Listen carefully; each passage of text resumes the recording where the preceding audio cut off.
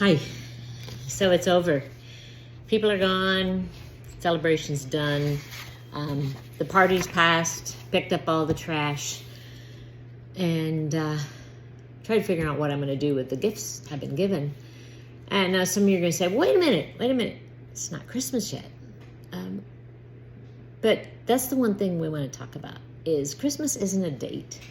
It's a season. Okay, Christmas really isn't a season. It's a feeling. Well, no, Christmas isn't really a feeling. It's action. So Jesus didn't come to be a date in a calendar, and he didn't come to be a holiday that we get off schools and all the banks are closed. Jesus didn't come to be a feeling, whether he is considered a warm, fuzzy feeling or he's an irritant like Scrooge. Jesus came to be action.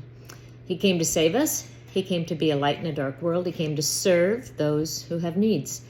Now, there's a song that the chorus is, we sing carols all merry and bright till after Thanksgiving to New Year's night, then put away the peace and goodwill along with a Christmas tree. Until next season, it's the same old grind. But the world really changes come Christmas time. Oh, if every single day could be like Christmas. So what does that really mean? Does it mean that we leave up our tree? See my beautiful tree, and over to my right is a big long ladder with ribbons hanging down it, and my Christmas cards are kind of just kabobulated. That's a new word. On all the ribbons, because we do send a lot of cards out. Do we just keep up all the wreaths and the carols? And no, it's really, we want to be those things to people. You want to be a tree, you want to be a wreath, you want to be a light, you want to be a carol. Okay, I know it sounds silly, but just follow me. So be a tree. My trees invoke tons of emotions. I love the lights, I love the colors, I love the farm tree, I love the Santa Claus tree, I love the tree this year that's all pine cones, I love the tree in the living room. Yes, I have 5 trees. That's all gnomes. I love trees. So be a tree to someone. Be someone who invokes, I can't even say it, emotions. The good parts when you sit down in front of the tree at night when the lights are on, it is just special. So be that beauty to someone. Be that decorated tree that brings to life your kitchen, your living room, your bed, wherever you have your trees. And then be a wreath. So wreaths welcome people when they walk in the door. It's kind of that first thing you see when you walk in the door, and Miss Janie has made me a wreath that's on the front door, and she welcomes everybody in every time somebody comes in my house. Be that kind of person. Be that person that welcomes people when they come into your home. And bringing people into your home is called hospitality. Now, in the New Testament, the Greek word translated hospitality literally means the love of strangers. Hospitality is both a virtue, and it is commanded from the Old Testament and the New Testament. So in the Old Testament, it was specifically a command by God. And this is out of Leviticus. When an alien lives with you in your land, do not mistreat him. The alien living with you must be treated as one of your native born. Love him as yourself, for you were aliens in Egypt. We are commanded to bring people into our homes, open our arms, and love them as if they are our own. Just kiss and snuggle them all over, just like we did baby Wade. Okay, maybe not kiss and snuggle. And then think about your lights. Now, we have lots of lights outside because I love it. We have this old big swing that we turned into a hanging tree, which I think is brilliant. We have the stars, we have the angels, love lights. But lights light up people's worlds so you can see better, and they just make you feel more comfortable. So light up people's worlds with your actions. Your love, your presence, fill their needs bucket.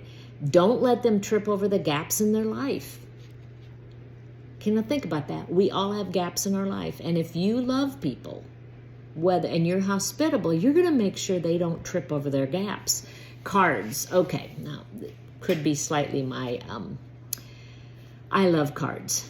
Years and years ago, Brother Dale Knowles, who some of you would remember well, told me that save every card everybody's ever sent you.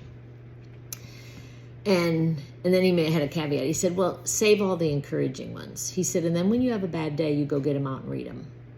And I have followed that. Of course, not every single one.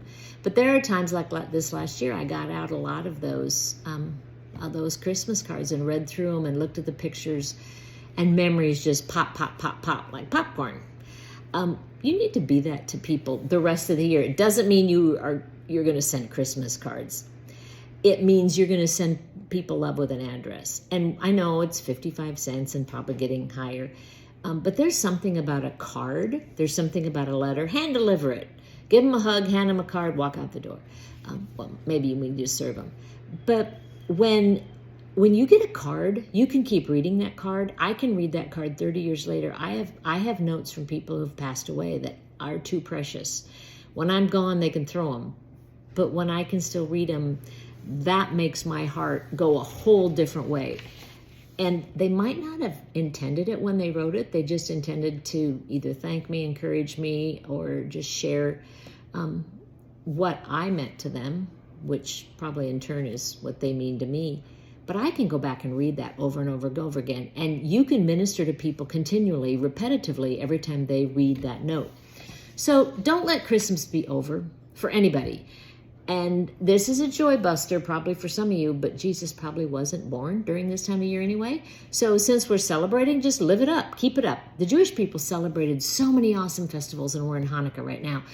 And they kept up the beauty of who God was, the miracle of who God was, celebrating who God was, what he was doing in their life, and they worshiped him. And we need to do that more than just Christmas Eve and Christmas. It needs to be an ongoing thing that we celebrate. There's no season, there's no end of the season. We just celebrate. So we need to expand our hearts and our horizons, and we need to celebrate past the date, before the date, beyond the season, and for no reason at all. Have a great Christmas when it comes.